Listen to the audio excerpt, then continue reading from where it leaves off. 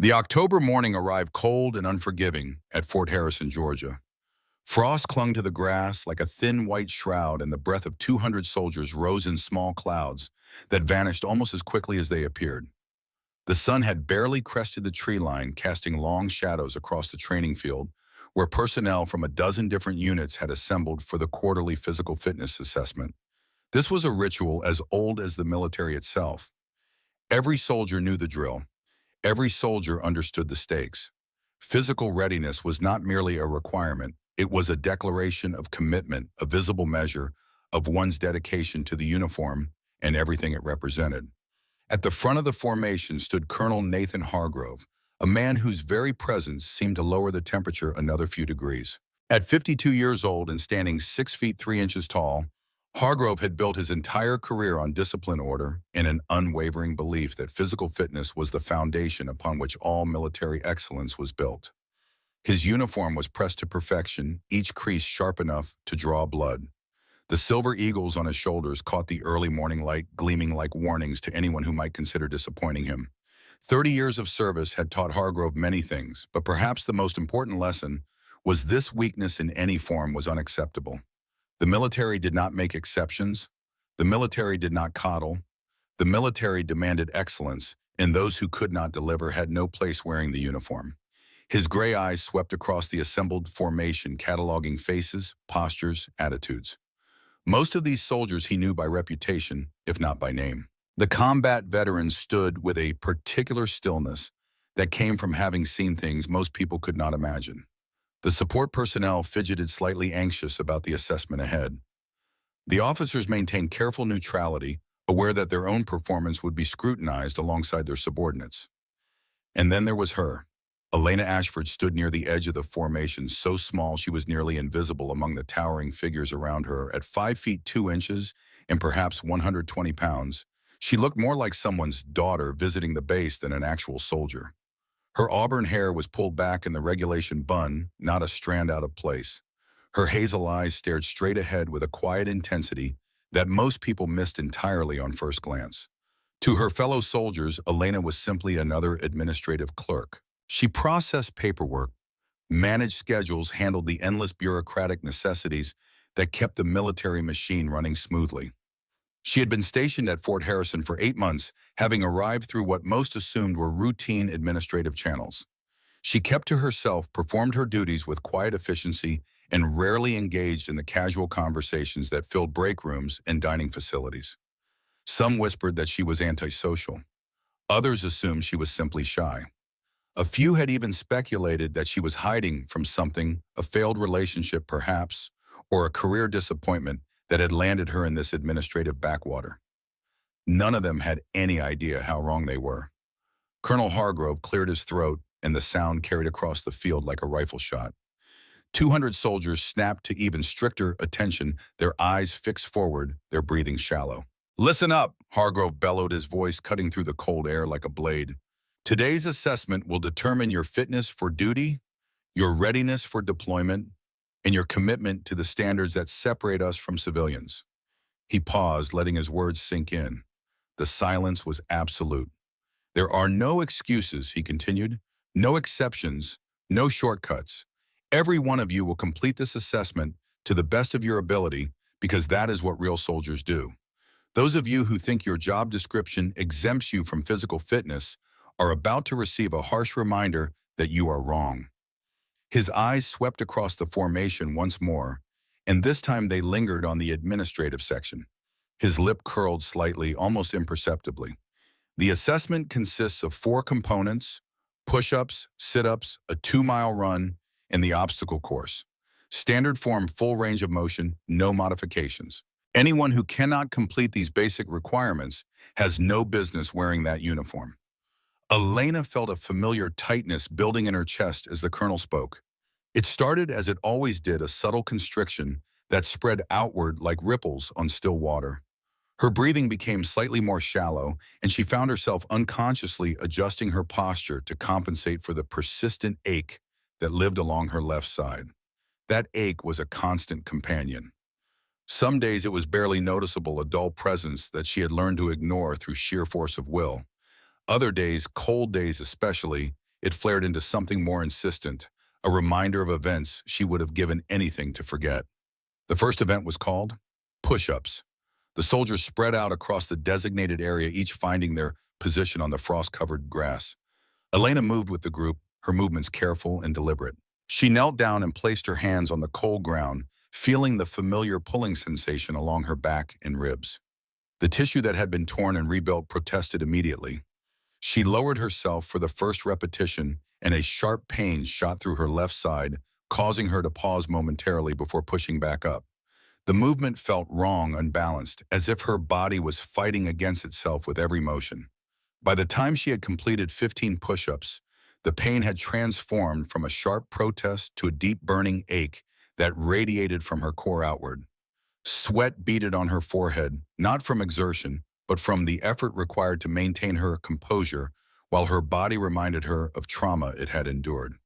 She managed 10 more repetitions before the pulling sensation became impossible to ignore. Slowly, Elena rose from the push-up position and stepped back from the formation. Her movement was careful and controlled, betraying none of the internal struggle she was experiencing. Several soldiers glanced in her direction. Some looked curious, others wore expressions of mild judgment. None of them said anything as she approached the testing area's edge, where Colonel Hargrove stood observing the proceedings with the cold attention of a hawk watching mice. "Sir," Elena said quietly, her voice steady despite the discomfort coursing through her body, "I need to request an exemption from the fitness assessment. I have some old injuries that are acting up today." The words hung in the air between them, simple and direct. A reasonable request delivered professionally with the expectation that it would be handled through proper channels. Colonel Hargrove turned toward her, and his expression shifted from professional attention to something darker. His gray eyes narrowed as he looked down at the small woman before him, taking in her slight build, and what he perceived as a complete absence of the robust physicality he demanded from every soldier under his command. In his mind, military service was about overcoming obstacles, pushing through discomfort, proving oneself worthy of the uniform through sweat and suffering and sheer determination. The very concept of requesting an exemption from a basic fitness test struck him as fundamentally contrary to everything the military stood for. "Old injuries," Hargrove repeated, and his tone carried a note of skepticism that was unmistakable to everyone within earshot. "Soldier, you look like you have barely seen a day of real military service, let alone sustained any injuries worth mentioning. What exactly are we talking about here? A twisted ankle? A pulled muscle from lifting too many file folders?" The comment drew scattered chuckles from nearby soldiers, the nervous laughter that accompanies moments when authority figures make jokes at someone else's expense. Elena felt heat creeping up her neck, but she maintained her composure, her expression remaining neutral even as Hargrove warmed to his theme. "Let me guess," he continued, his voice rising slightly to ensure his words carried to more of the assembled soldiers. "You have been sitting behind a desk for so long that the thought of actual physical exertion has you looking for excuses. Well, let me tell you something, Specialist Ashford." He leaned slightly forward, using his height advantage to loom over her in a way that was clearly intended to intimidate. "In the real military, we do not coddle people who cannot handle a basic fitness test. We do not make exceptions for administrative personnel who think their job descriptions exempt them from maintaining the same standards as everyone else." More soldiers had stopped their exercises, now drawn by the spectacle unfolding at the edge of the training field. A crowd was forming, not obviously but incrementally, as personnel found reasons to drift closer to where the confrontation was taking place. "You know what your problem is, Ashford?" Hargrove's voice had taken on a lecturing tone, the sound of a man who believed absolutely in the righteousness of his position. "You have forgotten what it means to be a soldier. You have gotten so comfortable, complacent." He gestured broadly at the training field around them, at the soldiers who were still going through the motions of the fitness assessment, even as their attention was fixed on the drama unfolding nearby. These men and women pushed themselves every single day. They maintain their physical readiness because they understand that at any moment they might be called upon to defend this country. And here you are asking for an exemption because of some imaginary injuries that are conveniently acting up on assessment day. The phrase "imaginary injuries" landed like a slap.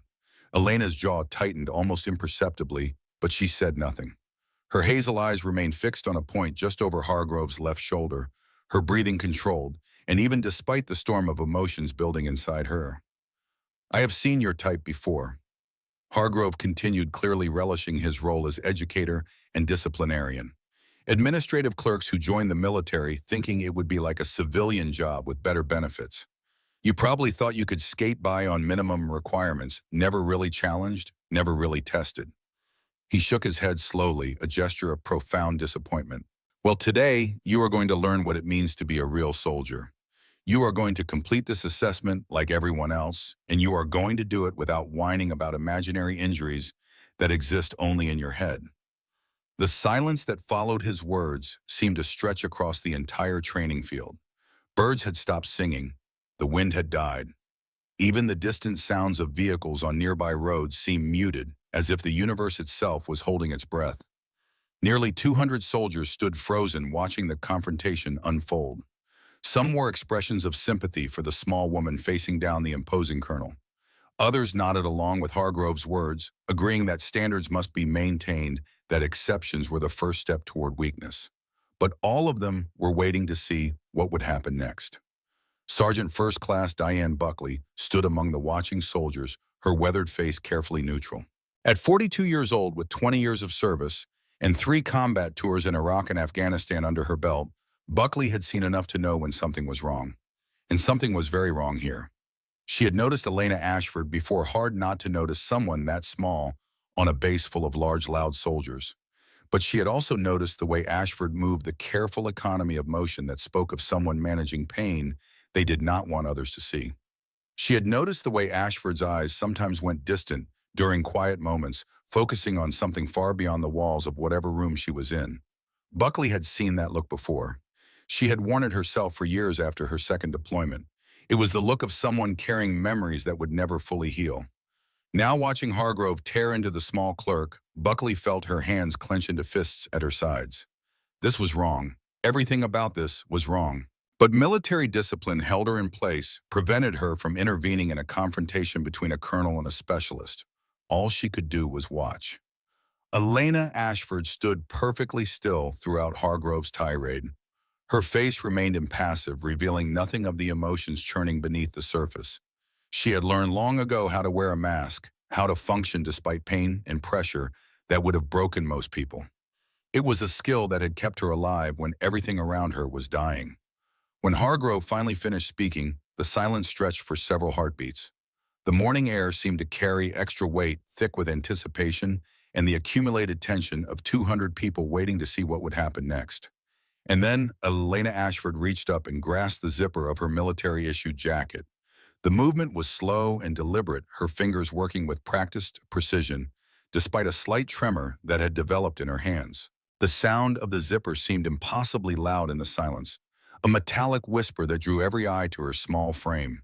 The jacket fell open, revealing the olive-drab t-shirt underneath.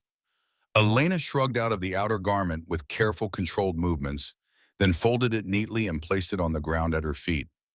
Colonel Hargrove watched with growing confusion. This was not the reaction he had expected.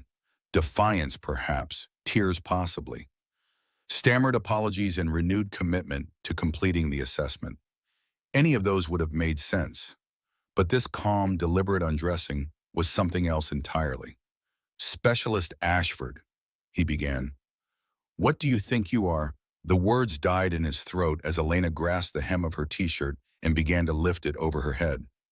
The fabric rose slowly, revealing first her abdomen, then her ribs, and finally her back as she turned slightly to ensure that everyone present could see what she was about to show them. The first gasp came from somewhere in the crowd of watching soldiers, a sharp intake of breath that shattered the silence like a stone through glass.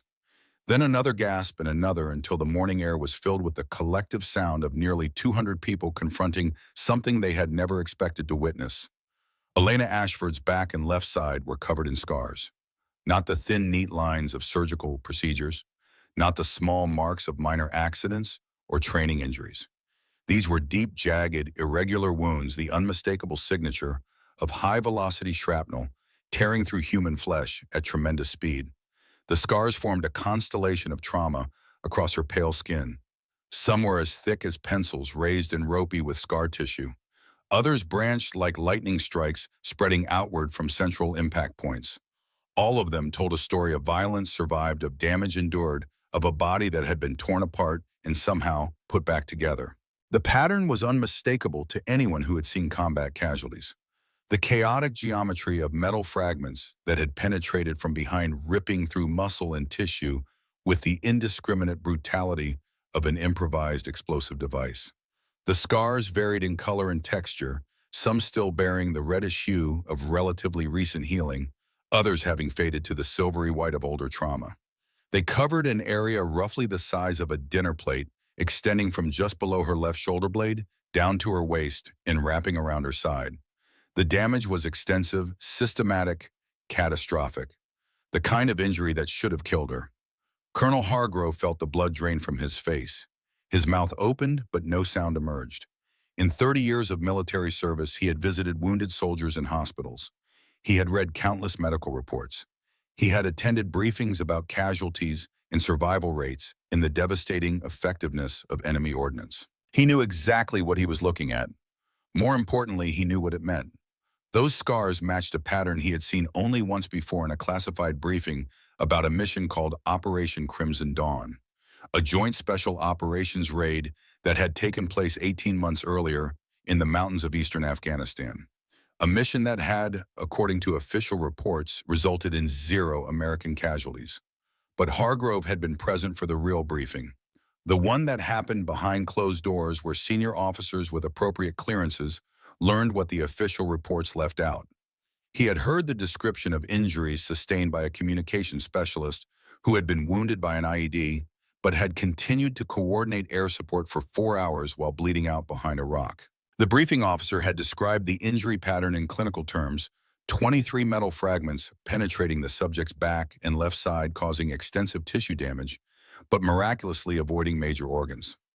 The specialist had survived barely and had been quietly transferred to an administrative position while recovering from injuries that would never fully heal. The subject's call sign had been Angel 6, and now Angel 6 was standing before him half naked in the October cold, silently displaying proof that everything he had just said was catastrophically, unforgivably wrong. Sergeant Buckley moved forward without conscious thought, pushing through the crowd of stunned soldiers until she stood at the front of the impromptu gathering. Her trained eyes swept across the scars, reading them like a map of suffering. "Sweet Jesus," she whispered, her voice carrying in the absolute silence. "Those are IED wounds, shrapnel pattern from a buried device with a shaped charge. Military grade." She turned to the soldier beside her, her face pale beneath her tan. "This is from one of them, one of the Ghost Protocol operations. I heard rumors, but I never—" She trailed off, unable to find words adequate to the moment. The whispers began then, spreading through the crowd like wildfire through dry grass. Ghost Protocol. The name carried weight among those who had served in special operations or worked adjacent to classified missions. It referred to a series of operations so sensitive that they officially did not exist: surgical strikes against high-value targets conducted by personnel whose identities were protected by layers of secrecy and misdirection. The soldiers who served in Ghost Protocol operations were the best of the best, the ones who went places that appeared on no maps, who accomplished objectives that would never be acknowledged, who sometimes paid prices that would never be officially recorded. And one of them had been standing among them for 8 months, processing paperwork and managing schedules, hiding in plain sight while carrying the evidence of her service literally carved into her flesh. Elena stood motionless throughout the soldiers' reactions, her t-shirt still bunched in her hands, her scarred back exposed to the cold morning air. Goosebumps rose on her pale skin, but she made no move to cover herself. Her expression remained neutral, almost serene, as if she had found a kind of peace in finally showing the truth she had carried hidden for so long. The scars themselves were not painful in the traditional sense. Years of nerve damage had seen to that. But the underlying muscle and tissue damage continued to create problems that physical therapy and medical intervention had only partially resolved. Every cold morning brought stiffness. Every sudden movement risked pulling something that had been torn and rebuilt. Every day was a negotiation with a body that would never again function the way it once had. Colonel Hargrove stood frozen, his mind racing through the implications of what he was seeing. If these were indeed injuries from Operation Crimson Dawn, If Elena Ashford was indeed Angel 6, then everything about her current assignment was a carefully constructed cover story. Her administrative role, her quiet demeanor, her apparent ordinariness. All of it was designed to protect an operative whose true service record was classified at the highest levels. And he had just publicly humiliated her in front of 200 witnesses. The weight of his mistake settled on his shoulders like a physical burden. His face had gone from red with righteous anger to pale with dawning horror. A slight tremor had developed in his hands as he continued to stare at the evidence of his catastrophic error in judgment. Around him, the soldiers who had witnessed his mockery were beginning to understand the magnitude of what had just occurred. Their expressions shifted from shock to something harder, anger perhaps, or disgust at what their commanding officer had done. After what felt like an eternity, Elena slowly began to lower her t-shirt back into place. The movement was careful and deliberate, her hands steady despite the cold and the intensity of nearly 200 pairs of eyes focused on her scarred flesh. The fabric settled over her back, hiding once again the evidence of what she had endured. She bent down and retrieved her jacket from the ground, shaking off the frost that had accumulated on its surface. The simple act of putting it back on seemed to break the spell that had fallen over the training field. Soldiers began to shift and move the rigid attention, giving way to restless energy. "Sir," Elena said quietly, her voice carrying clearly in the relative silence. Her tone was calm and professional, and betraying none of the emotions that might have been expected from someone who had just been publicly humiliated and forced to reveal deeply personal trauma. "I will be returning to my duties now if there is nothing else you need from me." The statement was technically a request for permission, but it carried the weight of something else entirely. It was the voice of someone who had earned the right to make her own decisions about what she would and would not endure. Someone who had faced challenges that Hargrove could barely imagine, and who had emerged from them with a quiet strength that his 30 years of service had never required him to develop. Colonel Hargrove opened his mouth to respond, but no words came. His throat had gone dry, and his usual commanding presence had deserted him completely. He was acutely aware that every person present was watching his reaction, waiting to see how he would handle the situation his own arrogance had created. Before he could formulate any response, Elena turned and began walking away from the training area. Her stride was measured and purposeful, betraying none of the discomfort that Hargrove now understood she had been managing throughout their entire interaction. She moved with the quiet confidence of someone who had faced far greater challenges than a fitness assessment and who had emerged from them forever changed but unbroken. As she walked away, the formation began to dissolve. The morning's scheduled activities had been completely derailed, and it was clear that no one had the heart to continue with routine exercises after what they had just witnessed. Small groups formed spontaneously as soldiers sought to process what had happened and to share their thoughts about the morning's unexpected revelation. Sergeant Buckley approached Colonel Hargrove, her expression carefully neutral, but her eyes holding a hardness that had not been there before. As one of the senior NCOs present, she understood her responsibility to address what had just occurred, both for the sake of the soldiers who had witnessed it and for the integrity of the unit. "Sir," she said quietly, her voice pitched so that only Hargrove could hear, "I think we need to talk about what just happened here." Hargrove nodded slowly, his mind still reeling from the implications of what he had witnessed.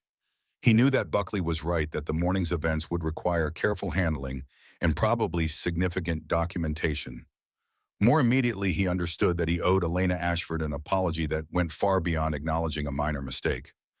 "You are right, Sergeant," he replied, his voice lacking its earlier authority and confidence. "We need to figure out how to handle this appropriately." As the training field emptied and soldiers returned to their various duties, the story of what had happened began to spread through Fort Harrison with the speed that only military gossip could achieve.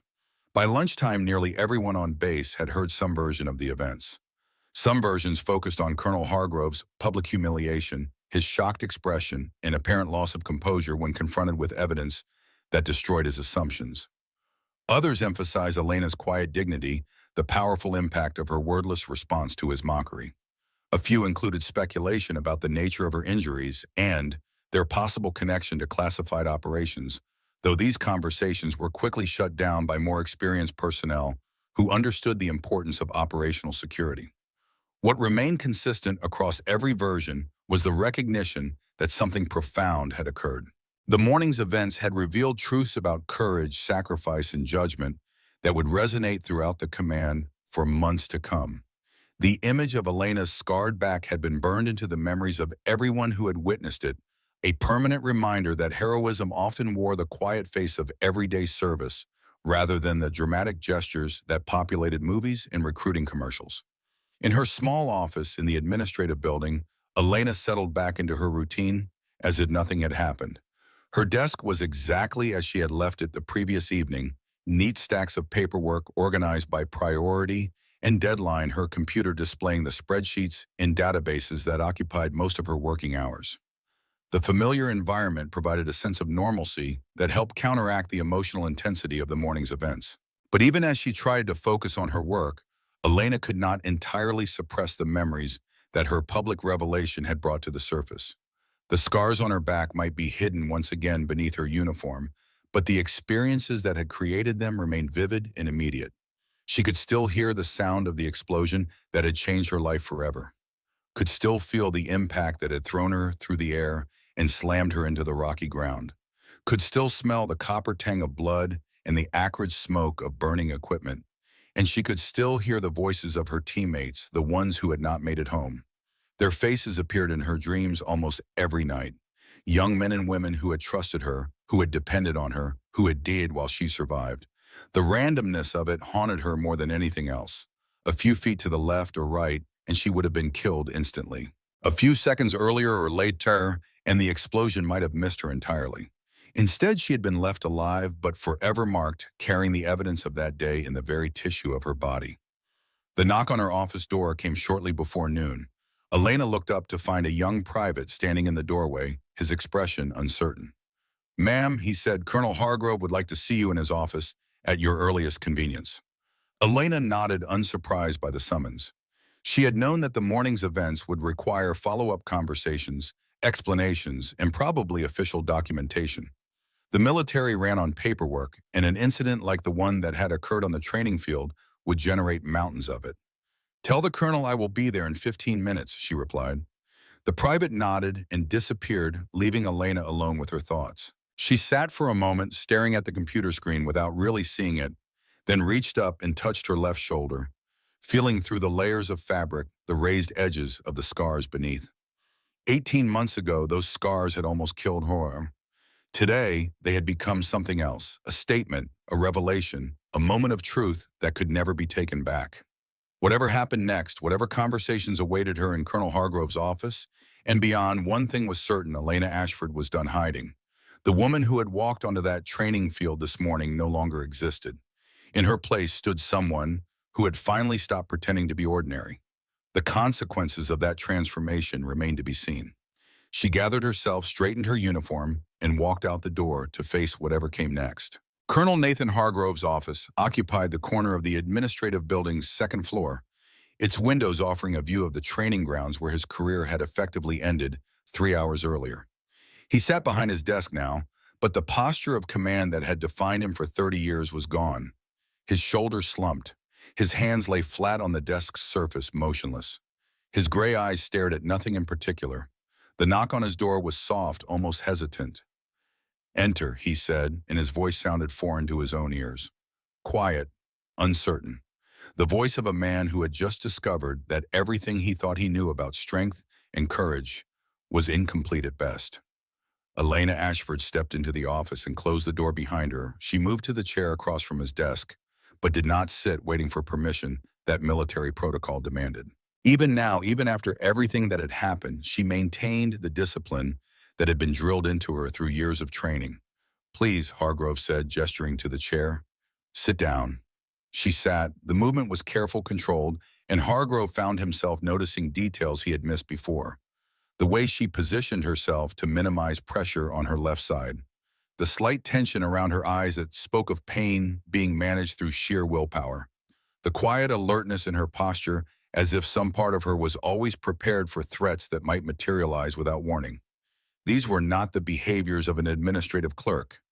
These were the ingrained habits of someone who had operated in environments where relaxation could mean death. "I owe you an apology," Hargrove began, and the words felt inadequate even as he spoke them.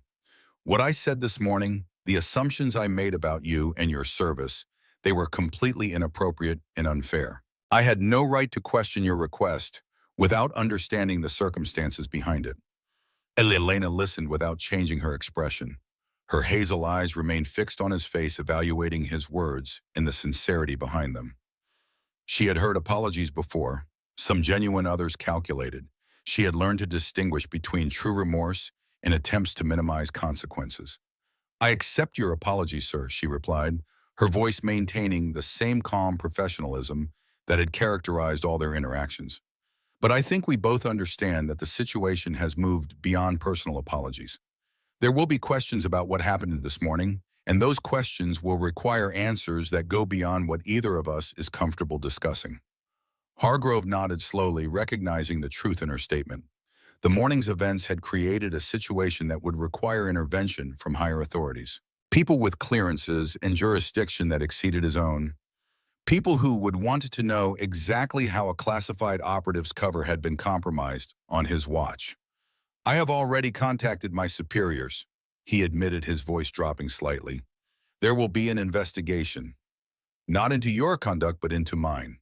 They need to determine whether my actions constituted a security breach and whether there were violations of protocols governing personnel with classified backgrounds. The admission carried weight that extended beyond the simple statement of fact. Military investigations could end careers. They could result in criminal charges if they uncovered evidence of willful misconduct or negligence.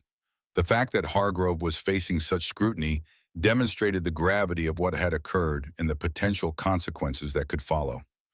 I understand, sir, Elena replied. I am prepared to cooperate with any investigation and provide whatever information is required. Silence settled between them.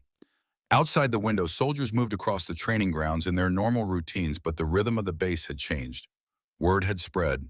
The story of what had happened that morning is being told and retold in barracks and break rooms across Fort Harrison. May I ask you something? Hargrove said, finally, his voice taking on a more personal tone. When I was making those comments, when I was mocking your request for an exemption, why did you not simply tell me that you had been wounded in combat? It would have ended the situation immediately. Elena considered the question for a moment, her fingers absently tracing a pattern on the arm of her chair. It was a reasonable question, one that probably occurred to everyone who had witnessed the morning's events. But the answer was more complicated than most people could understand, because explaining would have raised more questions than it answered, she said finally. If I had told you that I was wounded in combat, you would have wanted to know when and where and under what circumstances. Those are questions I am not authorized to answer. Attempting to provide partial information would have created more problems than remaining silent. Hargrove nodded, beginning to understand the impossible position she had been placed in by his public challenge. Special operations personnel with classified backgrounds existed in a gray area where their service records were carefully edited and their experiences were officially invisible. They were expected to blend into conventional roles while carrying secrets they could never fully share. Before Hargrove could respond, another knock sounded at the door. This one was sharp, authoritative, the knock of someone accustomed to entering rooms without waiting for permission. Come in, Hargrove called. The door opened to reveal a man in civilian clothes who carried himself with the quiet authority of someone accustomed to handling sensitive situations. He was perhaps 45 years old, with graying hair, cut short, and the kind of unremarkable appearance that suggested he worked in fields where blending in was more valuable than standing out. Colonel Hargrove, Specialist Ashford. The man's voice was measured and professional. I am Agent Robert Sinclair from the Office of Special Investigations. I understand we need to discuss this morning's events. The arrival of an OSI agent confirmed what both Elena and Hargrove had suspected. The morning's incident had attracted attention from the highest levels of military security.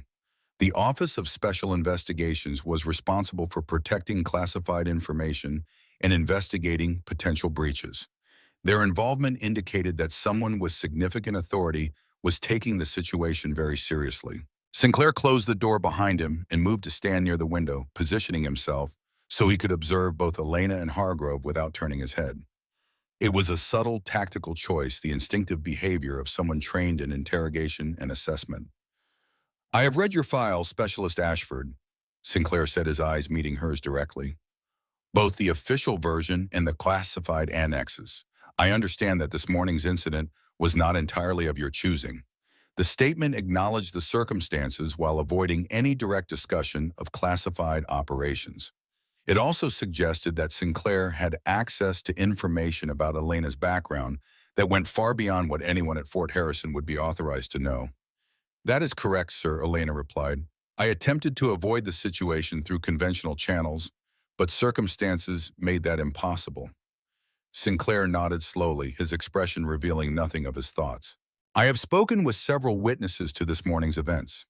Their accounts are remarkably consistent, which tells me that what occurred was observed by a significant number of personnel.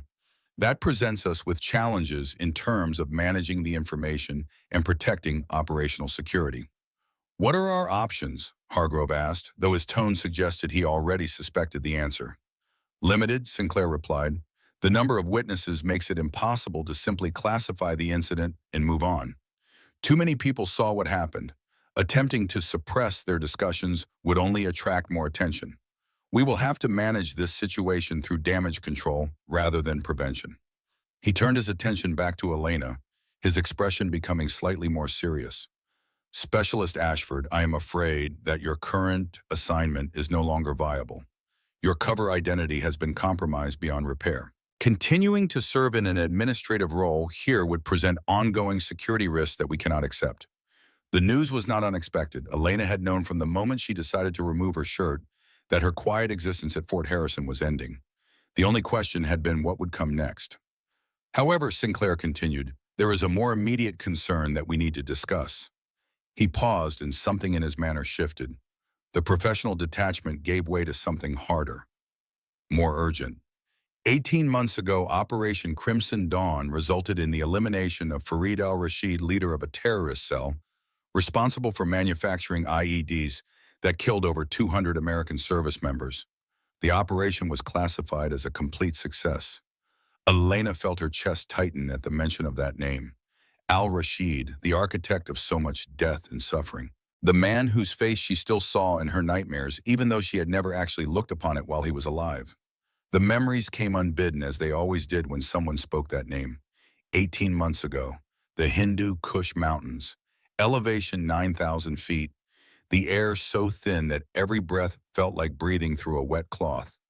Operation Crimson Dawn had been planned for 6 months, a surgical strike against Fareed al-Rashid, the bomb maker whose IEDs had killed over 200 American service members. Intelligence indicated a small compound, minimal security, a routine extraction. Intelligence had been wrong. Elena remembered the moment everything changed. She had been positioned behind a rock formation, her ANPRC 152 radio pressed against her ear, monitoring enemy frequencies, while the assault team moved toward the compound. The night vision made everything green and grainy, like watching the world through dirty water. The first IED detonated at 0347 hours, 12 meters from her position, close enough that the shock wave lifted her off her feet and slammed her into the rocks behind her. She remembered the sensation of metal entering her body, not painful at first, just a series of impacts like being punched by invisible fists. 23 fragments. The medics would count them later, extracting some, leaving others too deep to remove without causing more damage. But in that moment, Elena had not known how badly she was hurt. She only knew that her radio was still working, that her teammates were screaming for support, that the enemy was closing in from 3 directions. She remembered keying the transmit button with blood-slicked fingers. Remembered calling Broken Arrow the code phrase that meant American forces were being overrun and needed immediate air support regardless of proximity to friendly positions. Remembered the calm voice of the pilot asking for coordinates while bullets cracked overhead. Danger close, she had said, her voice steady despite the warm wetness spreading across her back. Target is 75 meters northeast of my position. Enemy compound with the collapsed wall. Friendlies are west and south. Bring it in. For 4 hours, she had lain behind that rock using the talk-on technique to guide aircraft onto enemy positions while her blood soaked into the Afghan soil. She had watched Staff Sergeant Mitchell throw himself over a wounded teammate to shield him from a secondary blast. She had heard Lieutenant Cooper's final transmission, a set of coordinates delivered with 3 rounds in his chest, his voice fading to silence mid-sentence. When the evacuation helicopters finally arrived, Elena had been the last to board. She had refused to leave her radio position until every surviving teammate was accounted for. The flight medic had taken one look at her back and called for immediate surgical intervention. She had spent the flight drifting between consciousness and darkness, dreaming of voices on the radio and the faces of friends who would never speak again. What most people do not know, Sinclair continued, is that al-Rashid had a younger brother, Khalid Nassar. He was present during the operation, but escaped during the chaos of the ambush. Intelligence lost track of him for over a year. The tightening in Elena's chest became something closer to pain. She knew where this was going, could feel the shape of it forming before Sinclair spoke the words. 3 weeks ago, Khalid Nassar was identified entering the United States through a port in Virginia. He is using forged documents and has connections to domestic extremist networks. We believe he is planning something significant, but we do not yet know what. Sinclair's eyes locked onto Elena's with an intensity that demanded her full attention. More importantly, we believe he is actively searching for the personnel who were involved in his brother's death. He wants revenge. And you, Specialist Ashford, are the only surviving member of that operation who could identify him on sight. The words hung in the air like a death sentence. Elena sat perfectly still, processing the implications of what she had just heard. The man whose brother she had helped kill was now in America hunting for those responsible, and her cover had just been blown in front of 200 witnesses. The timing of this morning's incident is unfortunate, Sinclair said, his voice carrying a note of understatement that bordered on dark humor. Your identity as Angel 6 was protected by some of the most sophisticated cover protocols in the intelligence community. Now that protection has been significantly weakened. Colonel Hargrove's face had gone pale. The full weight of what his actions had potentially set in motion was becoming clear. By forcing Elena to reveal herself, he might have put her life in danger from an enemy she had not even known was hunting her. What do you need from me? Elena asked, and her voice was steady. Calm, the voice of someone who had faced death before and learned to function despite its proximity. Sinclair studied her for a long moment before responding. We have 2 paths forward. The first is protective custody. We relocate you to a secure facility, change your identity completely, and keep you hidden until Nassar is neutralized. It would mean leaving military service entirely, but it would also minimize your exposure to risk. And the second path is more dangerous but potentially more effective. We are planning an operation to locate and apprehend Nassar before he can execute whatever he is planning. The problem is that we have limited intelligence on his current appearance. He has had extensive plastic surgery since escaping Afghanistan. Our facial recognition systems cannot identify him with any reliability. Sinclair paused, letting the implications settle. But you worked communications during Crimson Dawn. You monitored every radio frequency the enemy was using. You heard Nassar's voice for hours while coordinating air support. Voice patterns are much harder to alter than faces. If you were part of the operation listening to intercepts in real time, you might be able to identify him when our technology cannot. Elena understood what he was asking, not just to assist with an operation, but to put herself directly in the path of a man who wanted her dead, to use herself as bait while simultaneously serving as the only reliable means of identifying the target. You are asking me to risk my life, she said. It was not an accusation, simply a statement of fact. I am asking you to make a choice, Sinclair replied. Both options carry risk. Hiding means trusting that we can find and eliminate Nassar without your help. That is far from certain. Participating means accepting danger, but also having some control over the outcome. The silence stretched between them. Outside, the sun had climbed higher in the sky, shortening the shadows that stretched across the training grounds. Life at Fort Harrison continued in its normal rhythms, unaware of the decision being weighed in this corner office. Elena closed her eyes, and for a moment she was back in Afghanistan. The smell of smoke and blood, the weight of the radio in her hands, the voices of her teammates, some crying out in pain, others calling targets and coordinates with the disciplined precision of professionals doing their jobs even as their world collapsed around them. She remembered Staff Sergeant Mitchell, who had thrown himself over a wounded teammate when the second IED detonated.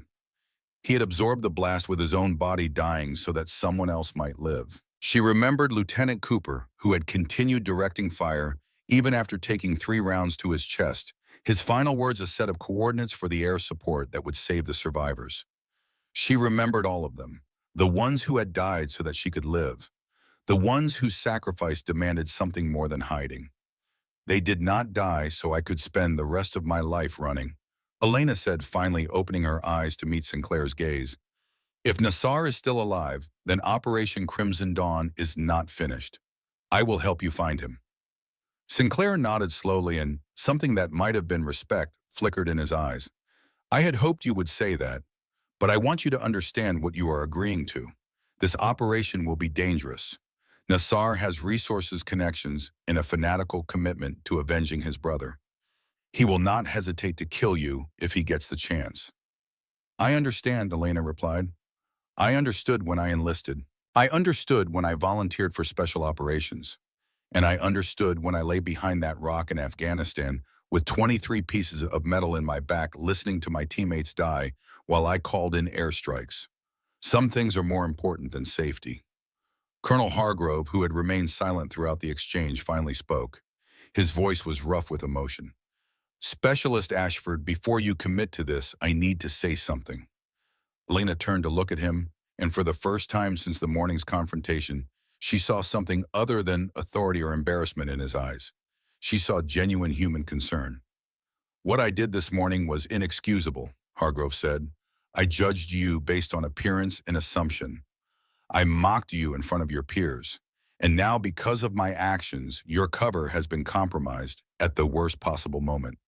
He paused, struggling to find words adequate to what he wanted to express.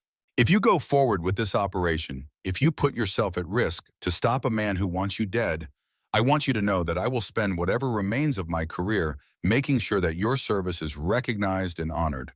Not the classified version that sits in sealed files. The real version. The one that tells the truth about what you sacrificed. Elena studied him for a long moment. The anger she had felt that morning had faded, replaced by something more complicated. Hargrove was not a bad man. He was simply a man who had confused rigidity with strength, who had mistaken loudness for leadership. The military produced many such men, and most of them never learned the difference. But Hargrove was learning now. She could see it in his eyes, in the way his shoulders had lost their aggressive set, in the humility that had replaced his former arrogance. Some lessons could only be taught through failure. Thank you, Colonel, she said, but I am not doing this for recognition. I am doing it because 2 of my teammates died in those mountains, and the men responsible for their deaths should face justice. All of them. Sinclair cleared his throat, drawing their attention back to the operational matters at hand. We have approximately 72 hours before the window for this operation closes. Nassar is meeting with his network in 3 days. If we do not move before then, he will disappear again, and we may not get another chance. He produced a folder from inside his jacket and placed it on Hargrove's desk. This contains everything we know about Nassar's current activities and the operation we are planning.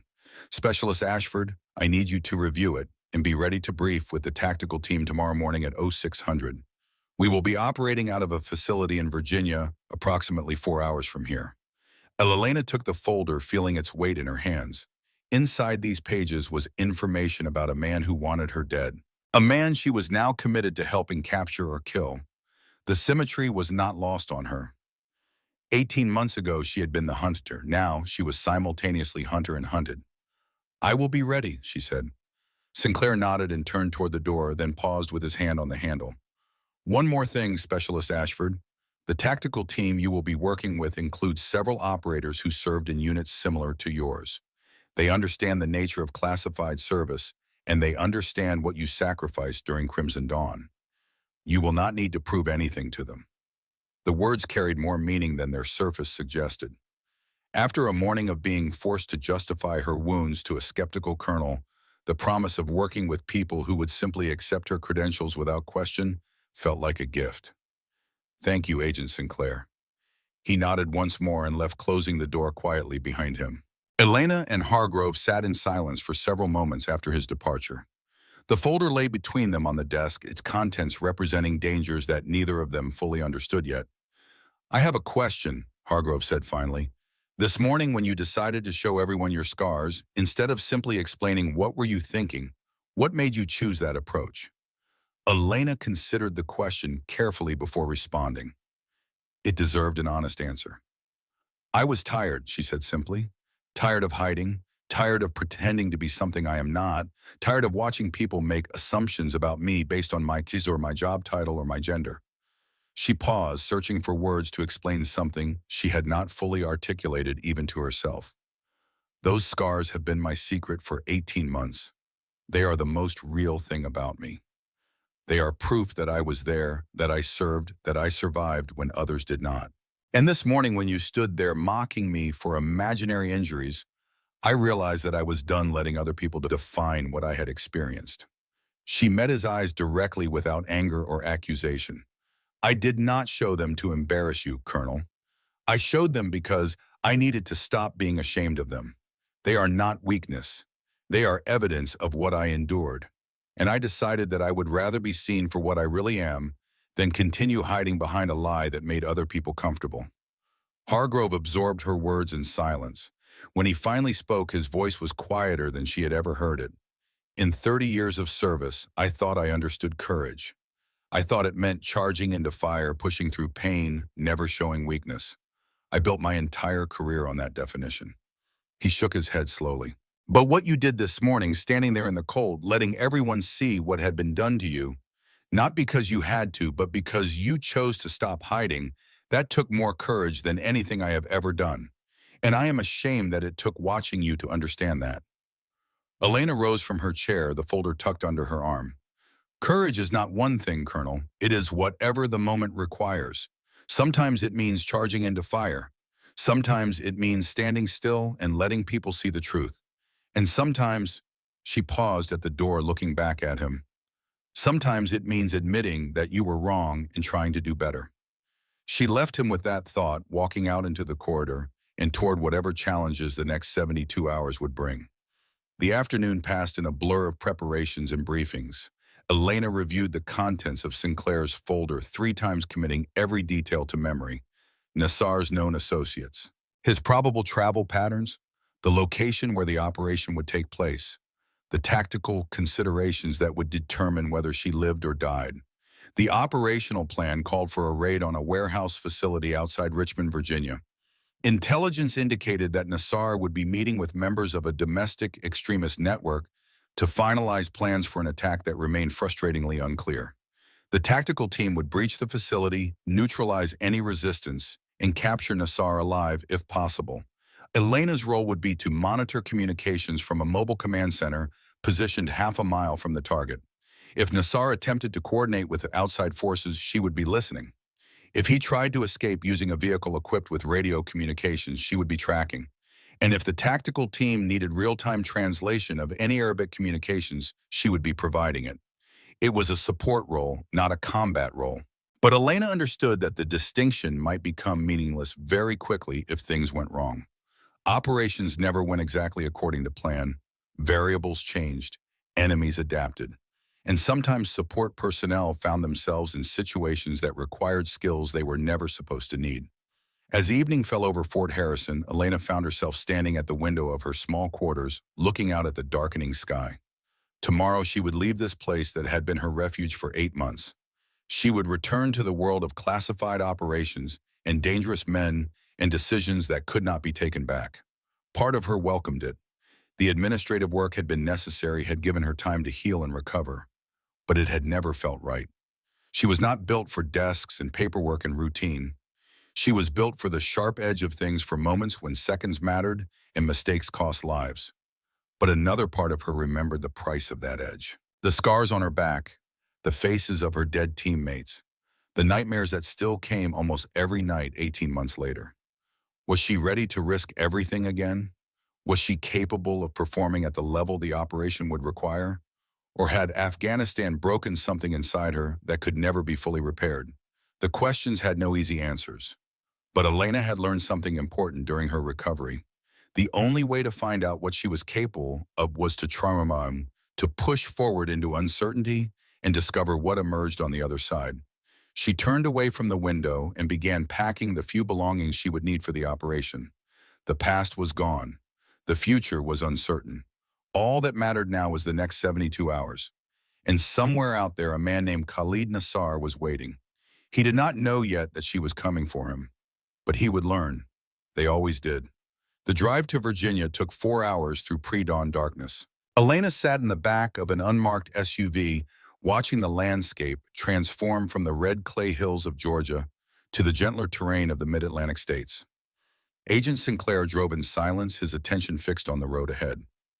Another agent occupied the passenger seat, monitoring communications on an encrypted tablet that glowed softly in the darkness. Elena used the time to review the operational briefing one final time. The warehouse facility sat on 12 acres of industrial land outside Richmond, surrounded by a chain-link fence that would provide minimal resistance to a determined assault team. Satellite imagery showed 3 main structures: a large central warehouse, a smaller administrative building, and a maintenance shed near the property's eastern boundary. Intelligence indicated that Nassar would arrive at approximately 1400 hours to meet with his American contacts. The tactical team would move at 1430, allowing enough time for all targets to be inside the warehouse before the breach. Speed and surprise would be essential.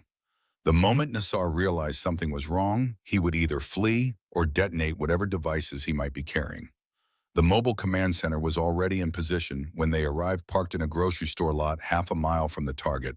From the outside, it looked like an ordinary delivery truck. Inside, it contained communications equipment sophisticated enough to monitor every radio frequency within a 5-mile radius, along with video feeds from surveillance drones that would provide real-time imagery of the operation. Elena climbed inside and was immediately struck by the controlled chaos of a tactical operation in its final preparation stages. 3 technicians manned monitoring stations, their faces illuminated by the glow of multiple screens. Maps and tactical diagrams covered every available surface. The air smelled of coffee and tension. Specialist Ashford, a tall man in tactical gear, approached her, his hand extended. "I am Captain William Reeves, commanding the assault team. Agent Sinclair briefed me on your background. It is an honor to work with you." Elena shook his hand, noting the firm grip and the direct eye contact. Reeves was perhaps 35, with the lean build and watchful manner of someone who had spent years in special operations. The other operators she could see through the command center's windows moved with the same efficient grace, checking equipment and reviewing positions, with the casual professionalism of men who had done this many times before. "The honor is mine, Captain," Elena replied. "What do you need from me?" "Sinclair says you can identify Nassar by his voice. Our intercepts have picked up communications from inside the warehouse, but we cannot confirm whether our primary target is present. I need you to listen and tell me if you hear him." He led her to a monitoring station equipped with high-end audio equipment and multiple recording devices. A technician was already there, adjusting frequencies and filtering out background noise from the intercepted signals. "We are picking up at least 6 distinct voices," the technician reported. "Arabic and English, switching between languages. Most of it is logistical discussion, nothing that indicates immediate threat activity." Elena put on the headphones and closed her eyes, letting the sounds wash over her. The voices were distorted by distance and electronic interference, but she could make out the rhythm and cadence of conversation. Someone was discussing delivery schedules. Another voice complained about security concerns. A third was giving instructions about camera placement, and then she heard it. The voice cut through the others like a blade through fabric. Deeper than the rest, with a slight rasp that suggested years of cigarette smoke or desert dust. The accent was educated, refined, the Arabic of someone who had studied in universities rather than learned in streets. But beneath the polish was something harder, something that carried the weight of absolute conviction.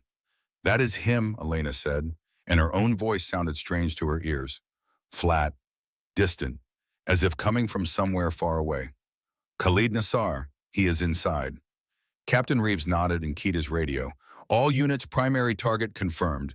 Prepare to execute on my command." The next 30 minutes passed in a blur of final preparations. Elena remained at her station, monitoring the communications from inside the warehouse, while the assault team moved into their breach positions. The voices she was listening to continued their mundane discussions, unaware that death was approaching from multiple directions. She found herself studying Nassar's voice, trying to reconcile it with the man she knew he must be. He sounded calm, confident. the voice of someone who believed himself untouchable, protected by the righteousness of his cause and the incompetence of his enemies. He laughed at something one of his companions said, and the sound made Elena's skin crawl. This was the man whose brother had designed the bomb that tore through her body. This was the man who had escaped while her teammates died. This was the man who had spent 18 months planning revenge against her and everyone else who had been part of Operation Crimson Dawn. And in a few minutes he would learn that the hunters had become the hunted. All units execute, execute, execute. Captain Reeves's voice crackled through the command center's speakers, and suddenly the multiple screens showing surveillance feeds erupted into motion. Elena watched as the assault team breached the warehouse from 3 entry points. Simultaneously, their movements synchronized with the precision of a choreographed performance. The first few seconds went exactly according to plan. Flashbang grenades disoriented the occupants. The assault team flowed through the doorways like water through cracks, their weapons tracking threats with mechanical efficiency. Voices shouted commands in English and Arabic, the universal language of violence cutting through linguistic barriers. And then everything went wrong. The explosion came from somewhere deep inside the warehouse, a secondary blast that had not been anticipated by the tactical planners. The surveillance feed from the eastern entrance dissolved into static. Radio communications erupted with overlapping voices, reporting casualties and requesting backup. "We have wounded," someone shouted through the radio. "Eastern team is down. Repeat, Eastern team is down." "Target is moving toward the maintenance shed," another voice reported. "He has got some kind of device. Could be a dead man's switch." Elena's hands gripped the edge of her console as she listened to the chaos unfolding half a mile away. This was not supposed to happen. The intelligence had indicated minimal security. The tactical plan had accounted for every known variable. But Nassar had anticipated them. He had prepared. "All units fall back to secondary positions." Captain Reeves ordered, his voice tight with controlled tension. "Do not engage the primary target until we can assess the device." But Elena was no longer listening to Reeves. Her attention had locked onto another sound in her headphones. Through the static and confusion, she could hear Nassar's voice. He was speaking rapidly in Arabic, giving instructions to someone. Coordinates, timing, a backup plan that was being executed even as the American assault team regrouped. "He is calling for extraction," Elena said, her voice cutting through the command center's chaos. "There is a vehicle waiting on the eastern perimeter. He is going to run." She looked at the tactical displays, at the positions of the assault team members, at the distance between them and the maintenance shed where Nassar was hiding. The math was simple and brutal. By the time they could safely approach, he would be gone. 18 months of hiding, 18 months of recovery, 18 months of wondering if she would ever be whole again. And now in this moment, the man responsible for her teammates' deaths was about to escape for the second time. Something shifted inside Elena Ashford. She removed her headphones and stood up, moving toward the communication equipment with a purpose that surprised even herself. The technicians watched her, uncertain, as she picked up the primary radio handset and keyed the transmit button. "All units, this is Angel 6. The call sign she had not used in 18 months fell from her lips like a prayer, like a promise, like the name of someone she had thought was dead, but who had been waiting all this time for the moment when she would be needed again. "I have eyes on target communications. Nassar is moving toward a vehicle on the eastern perimeter. I am calling air support. Danger close. I repeat, danger close." She could hear the confusion in the responses that came back. Angel 6, who was Angel 6? The assault team members did not know the significance of that call sign. But somewhere in the chain of command, someone did. And that was enough. "Angel 6, this is Overwatch. Confirm you are requesting danger close air support on the eastern perimeter." Elena's fingers found the tactical display, tracing the positions she had memorized during hours of preparation. The assault team was scattered across the western and central portions of the facility. The eastern perimeter was clear of friendly forces. If she called the strike now, the risk to American personnel would be minimal. But Nassar had a dead man's switch. If he died, whatever device he was carrying might detonate. The remaining members of his network inside the warehouse might trigger secondary explosives. The entire operation could end in catastrophe. She thought of Staff Sergeant Mitchell throwing himself over a wounded teammate. She thought of Lieutenant Cooper directing fire with 3 rounds in his chest. She thought of all the soldiers she had known who had made impossible decisions in impossible moments and somehow found a way through. Overwatch, this is Angel 6, confirmed, requesting immediate strike on Eastern Maintenance Shed and Perimeter Road. All friendlies are clear. Target is attempting extraction. We will not get another chance. The response came after a pause that felt like eternity. Angel 6 strike inbound. Time to impact 45 seconds. All units clear the eastern sector. Repeat, clear the eastern sector. The next 45 seconds were the longest of Elena's life. She stood in the command center surrounded by screens showing the assault team pulling back from their positions. She could hear Nassar's voice in her headphones growing more urgent as he realized something was wrong. He was shouting now, demanding to know where his extraction vehicle was, why no one was responding to his communications. He never found out. The strike came from a drone orbiting high above the facility, invisible against the gray Virginia sky. The missile tracked toward the maintenance shed with the remorseless precision of modern warfare, guided by coordinates that Elena had provided from memory and desperation. The explosion was visible on 3 different surveillance feeds. A bright flash followed by an expanding cloud of debris and smoke. The maintenance shed simply ceased to exist, replaced by a crater that would take forensic teams days to fully analyze. Nassar's voice went silent.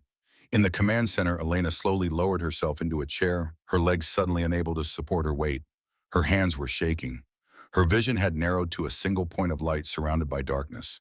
She could hear people talking around her, congratulations and status reports and the professional debrief that always followed successful operations, but none of it penetrated the ringing silence in her head. It was over. Nassar was dead. The man who had spent 18 months hunting her, the man whose brother had designed the bomb that scarred her body and killed her teammates, was gone, erased from existence by a missile she had called down from the sky. Agent Sinclair appeared beside her, his hand resting briefly on her shoulder. "You just saved 8 lives," he said quietly. "The assault team would have walked into that dead man's switch if you had not called the strike. Nassar had enough explosives in that shed to level half the facility." Elena nodded, but the words did not fully register. She was still hearing Nassar's voice in her memory, that confident, cultured tone that had masked so much hatred and violence. She was still seeing the faces of her dead teammates, the ones who would never know that their killer had finally been brought to justice. "I just did my job," she said finally. Her voice sounded distant to her own ears. "That is what communications specialists do. We talk to people." Sinclair studied her for a long moment, and something that might have been respect flickered in his eyes. "You did considerably more than that specialist, Ashford, and I suspect you know it." The aftermath of the operation consumed the next several hours. Reports needed to be filed. Debriefs needed to be conducted. The wounded assault team members needed to be evacuated to military hospitals for treatment of injuries that were serious but not life-threatening. Elena participated in all of it, answering questions and providing details with the mechanical precision of someone operating on autopilot. The adrenaline that had carried her through the crisis had faded, leaving behind a bone-deep exhaustion that made every movement feel like pushing through water. But beneath the exhaustion was something else, something that had been missing for 18 months. Purpose. In the mountains of Afghanistan, she had discovered what she was capable of under pressure. She had learned that she could function through pain and fear, that she could make decisions that saved lives when seconds mattered and hesitation meant death. But in the months since, buried in administrative work and routine tasks, she had begun to wonder if that version of herself still existed. Now she knew. Angel 6 was not dead. She had simply been waiting. 6 weeks later, Elena stood at the front of a classroom at Fort Bragg, North Carolina. 20 young faces looked up at her with the mixture of respect and uncertainty that characterized students facing a new instructor for the first time. The transfer had come through 3 weeks after the Virginia operation. Colonel Margaret Thornton, commanding officer of the Special Operations Training Command, had personally requested Elena's assignment to her unit. The reasons were straightforward. Elena's experience with tactical communications was too valuable to waste on administrative duties, and her performance during the Nassar operation had demonstrated that she was ready to return to operational work. But the transfer also represented something more personal, a chance to transform trauma into teaching, to take everything she had learned through suffering and sacrifice and pass it on to the next generation of soldiers who would face similar challenges. "Good morning," Elena said, and her voice carried easily across the classroom despite her small stature. "I am Specialist Elena Ashford, and I will be your instructor for Advanced Tactical Communications." She paused, studying the faces before her. Some of them looked skeptical. Others appeared curious. A few seemed to be wondering why someone so small had been assigned to teach at one of the most demanding military training facilities in the country. She had seen that look before. She knew how to answer it. "Before we begin, I want to address something that some of you may be wondering. You are looking at me and seeing a woman who weighs 120 pounds. You are wondering what I could possibly know about operating under combat conditions. That is a fair question." She removed her jacket and hung it carefully on the back of her chair. The movement was deliberate, unhurried. She was not hiding anything anymore. 18 months ago, I was part of a special operations team conducting a raid in the mountains of Afghanistan. We walked into an ambush. An IED detonated 12 meters from my position, and I took 23 pieces of shrapnel in my back and left side. The skepticism in the room, it had transformed into something else. Attention, focus, the complete silence of people who understood they were hearing something important. For the next 4 hours, I lay behind a rock and, with blood soaking through my tactical vest, coordinating air support for my team. I called in strikes on enemy positions. I directed medical evacuation helicopters to landing zones under fire.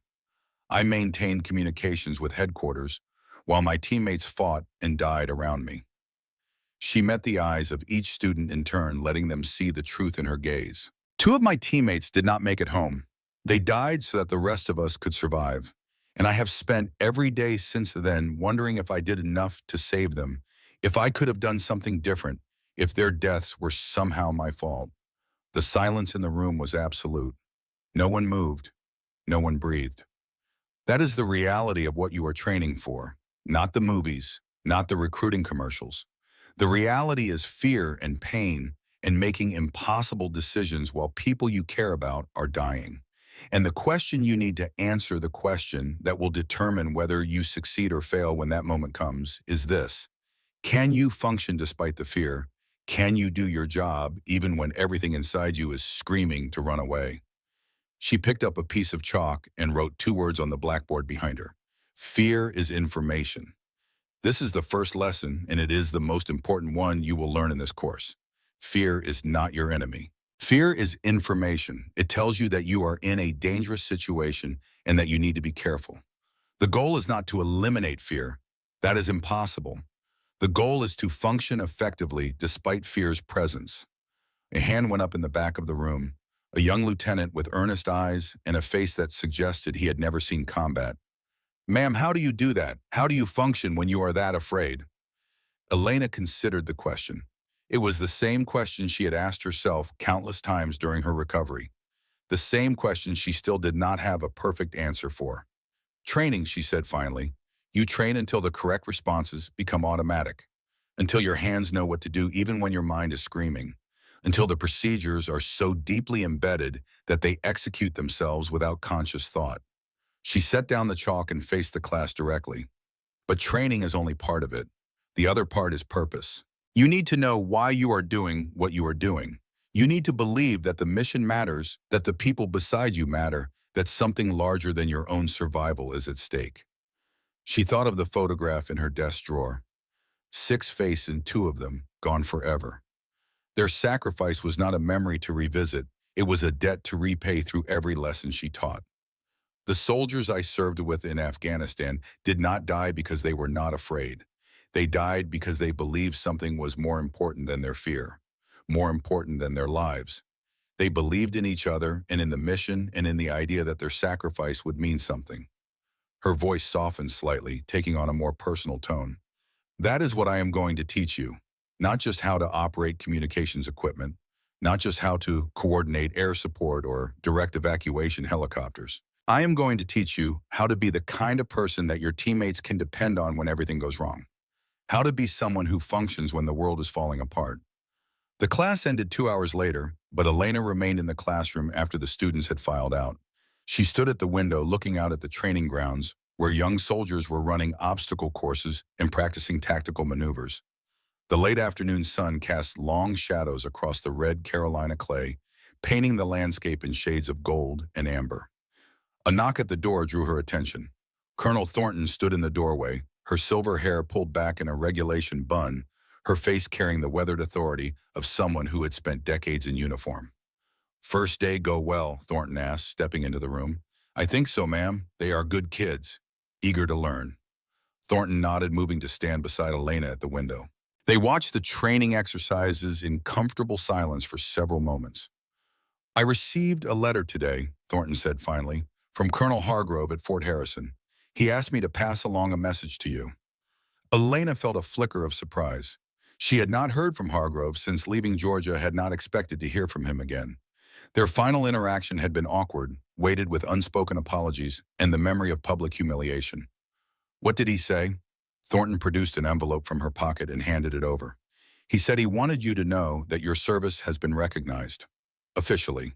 Your role in the Nassar operation has been added to your permanent record along with a commendation for valor under fire." Elena took the envelope, feeling its weight in her hands. Official recognition. After 18 months of hidden service and classified operations, someone had finally acknowledged what she had done. "There is more," Thornton continued. "Hargrove wrote that your actions taught him something he had forgotten in 30 years of service. He said he had confused loudness with leadership and rigidity with strength. He said watching you stand your ground that morning, watching you refuse to be ashamed of what you had sacrificed, changed his understanding of what courage really means." Elena opened the envelope and read the letter inside. Hargrove's handwriting was precise, military in its neatness, but the words themselves carried an emotional weight that surprised her. He wrote about his 30 years of service and the assumptions he had built during that time. He wrote about the morning on the training field, the moment when his worldview had shattered against the reality of her scars. He wrote about the shame he had felt in the days that followed and the slow process of rebuilding his understanding of what it meant to lead. The final paragraph made her throat tighten. "You taught me that some heroes do not want to be heroes. They simply do what needs to be done, and then they go back to their lives without asking for recognition or praise. You are one of those heroes, Specialist Ashford. And I hope that whatever you do next, you will carry with you the knowledge that you changed at least one stubborn old soldier for the better. With deepest respect and gratitude, Nathan Hargrove." Elena folded the letter carefully and placed it back in the envelope. Through the window, the setting sun had painted the sky in brilliant oranges and reds, the kind of sunset that seemed to promise something new on the horizon. "Colonel," she said quietly, "when I was lying behind that rock in Afghanistan, I made a promise to myself. I promised that if I survived, I would find a way to make it mean something, that the pain and the loss and the scars would not be the end of my story." She turned to face Thornton directly. "I think I have finally found that way. Teaching these young soldiers, passing on what I learned, making sure that when their moment comes, they will be ready." Thornton smiled, and the expression transformed her stern features into something warmer. "That is exactly why I wanted you here, Specialist Ashford. The best instructors are not the ones who have read all the books or mastered all the techniques. The best instructors are the ones who have been through fire and emerged with wisdom they can share." She placed a hand briefly on Elena's shoulder. "Welcome to Fort Bragg. I have a feeling you are going to do important work here." After Thornton left, Elena remained at the window until the sun had fully set and the training grounds had emptied of personnel. The darkness that settled over the base was peaceful quiet, the kind of stillness that came after a long day of honest work. She thought about everything that had led her to this moment: the ambush in Afghanistan, the months of recovery, the morning at Fort Harrison when she had finally stopped hiding, the operation in Virginia where she had reclaimed the identity she thought was lost forever. The scars on her back still ached when the weather changed. They would probably ache for the rest of her life, reminders of the day that had transformed her from one kind of soldier into another. But they were not symbols of defeat. They were evidence of survival. Proof that she had faced the worst that the world could throw at her and had emerged damaged, but unbroken. She pulled Hargrove's letter from her pocket and read it one more time in the dim light of the empty classroom. Then she walked to her desk, opened a drawer, and placed the letter inside next to a photograph that had traveled with her since Afghanistan. The photograph showed 6 soldiers in tactical gear standing in front of a helicopter on a dusty airfield. Their faces were young, confident, unaware of what waited for them in the mountains just visible in the background. Elena stood in the center of the group, barely reaching the shoulders of the men around her, but smiling with the same fierce joy that lit all their faces. Two of those soldiers would never smile again. But their memory lived on in everyone they had saved, in everyone who continued the work they had started, in the lessons that Elena would now pass on to the next generation. She closed the drawer and stood up, reaching for her jacket. Tomorrow there would be new lessons to teach new students, to challenge new opportunities, to transform pain into purpose. The path ahead was not easy, but Elena Ashford had learned something important about herself in the past 18 months. She was not built for easy paths. She was built for the hard ones, the ones that mattered. And as she walked out into the cool Carolina night, her stride steady and her head held high, she knew that the woman who had hidden behind a desk at Fort Harrison was finally gone. In her place stood someone who had stopped being ashamed of her scars, someone who had learned that the deepest wounds could become the greatest sources of strength, someone who had discovered that the true measure of courage was not how loudly you announced your presence, but how quietly you did what needed to be done. Elena Ashford was finally home.